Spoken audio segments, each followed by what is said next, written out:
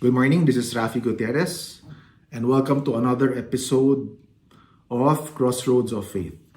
Before I continue my topic today, I just wanted to thank all those who subscribed and liked the videos. It really helps us a lot, and I hope you continue sharing the different talks and content in this channel, Usapang Reliyon. It really helps us a lot, and I want to thank you for doing that.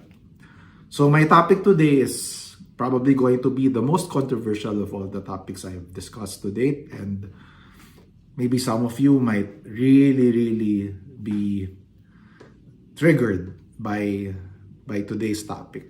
Okay, so you can see in the topic below that this is something very controversial, especially if your views say otherwise.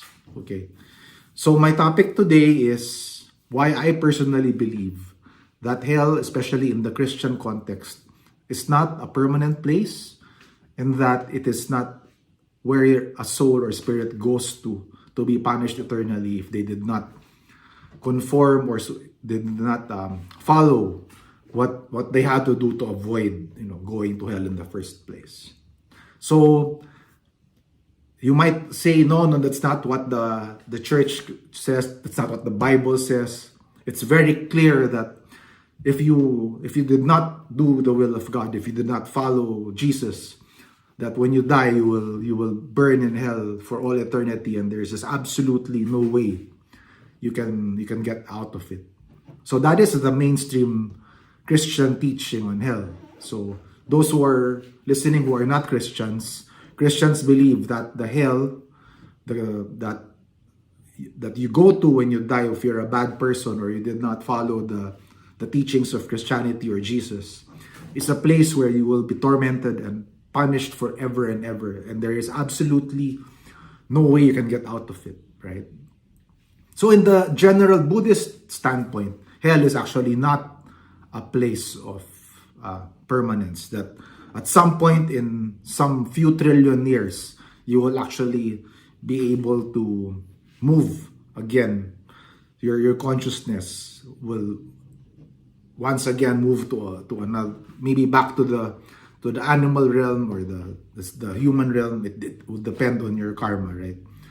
But more than how Buddhism influenced my perspective and my position on why I believe that hell is not a place of permanence, it goes back to even the times I was still a teenager and already becoming very aware of what hell is or what hell stands for in the Christian sense. I went to a Catholic school, and obviously part of the subjects I had to take was Christian life education. So it was inevitable that we will come across hell and heaven as topics to be learned, and it really did not sit very well. It did not resonate very well with me. How a loving God, the source of all creation, the source of all love, a being that is infinite, that just basically is the reason why everything exists or why we're even here, will allow or let his creation be punished and burned for all eternity. Okay, and that when you go there, that place, this hell that the Christians say, there's absolutely no redemption. That is just unfortunate that because you were a bad person or you did not accept Jesus as your personal Lord and Savior, you will automatically be doomed forever. Okay, so let me contextualize this. So how does a loving God, the Father, if you consider him a father, who created all things, let you suffer and burn for all eternity? Christians will argue that is God's justice. for someone who did not follow the teachings of Jesus, you have to be condemned. You have to. You have to be burned. You have to be tortured by the devils and demons in hell for all eternity because you were a Buddhist. You were a Muslim. You were a Jewish person. You were not a Christian. So even if you lived a life that really exemplified, that was full of love, that helped other people, but just because, for example, you were not a Christian, now you will be punished because you did not join the Christian group. You did not get baptized in a certain church. Or let's take the extreme.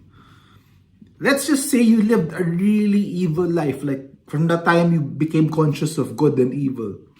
You decided, okay, I'm gonna be an evil person. I'm gonna like steal, kill, rape, or whatever. Like imagine living like a super criminal, super villain type of life, right? And when you die, of course, you will be punished because you were an evil person. But even if you lived like 100 years of being a criminal, does it make sense that the so-called justice that you will receive is that of an eternal punishment? It is eternity that you will be punished for 100 years of an evil life and not believing in Christianity or receiving Jesus or being baptized in a church. You will be damned forever and ever and ever. Really think about it. Where is justice in that? Why can't it be like a few million years of damnation is not showing, does not tell of a loving, forgiving, merciful God, right? The Muslims say Allah is merciful, right? And Christians say that God is the source of all love. If you were a father, if you're a father, those of you who have children, if one of your kids decided to really go off the path, right, and become a nightmare child, like really, really bad child, to the point that you have the worst thoughts you can imagine a parents can have for having such a disobedient child, like you're hoping that your child will be thrown in jail for becoming the evil child that he is. But at some even the most horrific thoughts that you can have, if you had a child that really pushed you to the core of your patience and of your love and your kindness, you cannot imagine punishing that child for all eternity, like, because if you can, so imagine your son, your daughter, lives a truly evil life and then goes to jail. Like, so they go to jail. At some point, you will find in your heart to, like, you know what? Maybe they've had enough punishment. Maybe they can get out of jail, right? So if we humans can have that kind of sense, that kind of compassion for our children who will have evil, who will live an evil life, and we hope that they will pay for their evil deeds and the evil way they lived. We still want them at some point to come back, right? I think no rational human, unless you're psychotic or you yourself have some weird, I don't know, because I don't have it in me. I don't know. So I don't want to assume, everybody's position here. But I think even if you were an evil father yourself, right, or an evil parent yourself, there is just no way you can imagine desiring that your child who deviates from the path will suffer for an eternity, right? That maybe let's just say you can live 1,000 years. At some point in the 1,000 years, you will want your child to come to his senses and maybe, reunite in the fold, right? So what more the source of love? What more the source where everything came from? What makes everything come into existence? How can such an eternal, an infinite being, where our very nature of love comes from, be able to punish someone for all eternity? Really, really think about it. There's just no way it's possible. That at some point in the spectrum of billions and trillions and quadrillions of years, for a soul that lived a heinous, really evil life, will have to suffer for a period that is inconceivably unending, right? There is a school or sect in Buddhism that teaches a very similar kind of hell in Christianity. The Pure Land Buddhist group, for example, teaches that those who do not become enlightened in this lifetime and still choose to live in ignorance can go to a similar kind of hell. But even in the Pure Land Buddhism teachings, hell is not forever. You will stay there for a few billion years, even a trillion years. But at some point, the all-compassionate Buddha somehow will enable you to come back to being human and be given another chance. So while as a Zen Buddhist, I have like a different, we Zen Buddhists have a different perspective on hell. Okay, the Pure Land's hell makes a little bit more sense than the Christian hell, because at least at some point in the few trillion years, you will still be able to get out of that punishment. So it just does not make sense that hell is a place of eternal punishment and damnation. Because even though you will argue, those who argue that God's justice must prevail, and well, that's what you get for using free will to choose the path that will not lead you to heaven, so you will be punished for all eternity. What does God gain from this? How does it add to? Why does He have to punish you for eternity, right? So Zen Buddhism teaches that hell is right here, right now, in the present moment. When your heart, when your mind is full of worry, full of anger, full of hatred, you are creating your own hell right now. As a matter of fact, we choose our own hell. We choose our own heaven. When there is just too much arrogance in ourselves, and there is no humility, so that we put ourselves above others, and in doing so we start to act in ways that is not kind, that makes others suffer. We make ourselves suffer as well. So hell is something Zen Buddhism teaches that hell is something we create. Heaven is something we create right here in the present moment. You cannot suffer in the past. You cannot suffer in the future. The reality is what we are experiencing right now, right? So if your life is full of aversion, full of desires you cannot control, you are in fact living in hell, right? So if you put some Christian context into that, if right now a lot of people are already experiencing hell, what kind of loving God, or how can God be loving if you're already in hell right now and the life after is still hell? Why did He even create you? Is the Christian God some kind of tyrant, sadist, who enjoy watching his children suffer and take the pleasure in seeing his child burn in hell for all eternity? Because God knows, right? The Christian God is omnipotent, omniscient, omnipresent. He's across beyond time and space.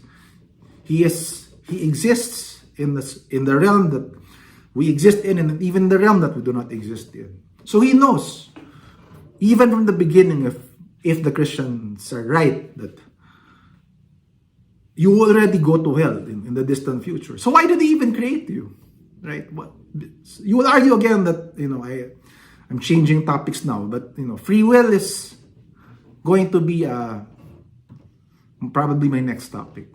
But you argue, those who are against this thing I'm saying will argue that it is because of free will that you go to that eternal hell.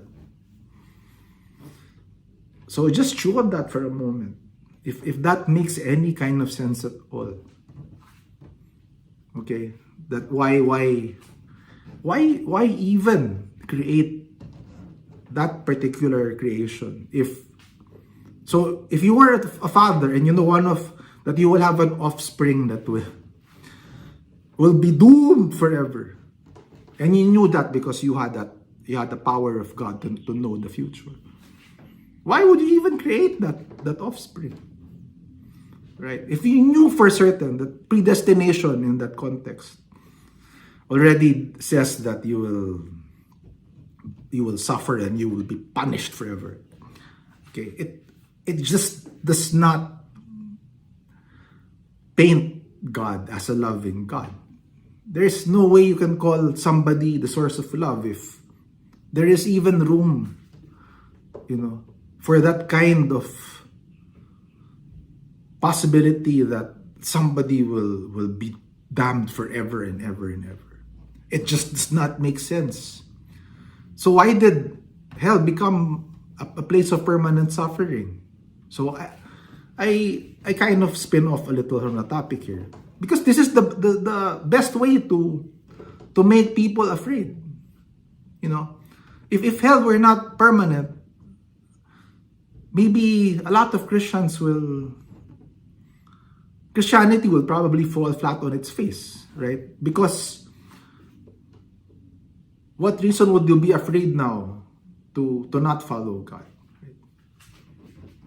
So, but this is a topic for another day. So, my point this morning is hell is not a place where you will be damned forever. Hell is not a place where you will be punished forever. If there was a hell, there is a possibility that it is certain that at some point you will actually get out. And that if you wanted to talk hell, look at your life right now and look at the world around you. You are creating this hell. You are creating your own heaven. You are creating whatever reality you want to create.